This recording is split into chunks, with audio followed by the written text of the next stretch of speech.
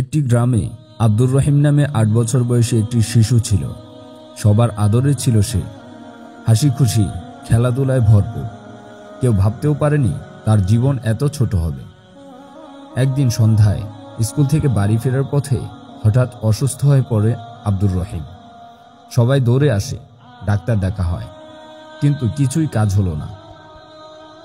কয়েক ঘন্টার মধ্যেই প্রাণটি ছেড়ে দিল ছোট্ট আব্দুর রহিম। গ্রামের মানুষ হতবাক। তারা ভাবছিল, মৃত্যু তো বুড়োদের জন্য, বাচ্চারা তো বাঁচবে বহু বছর।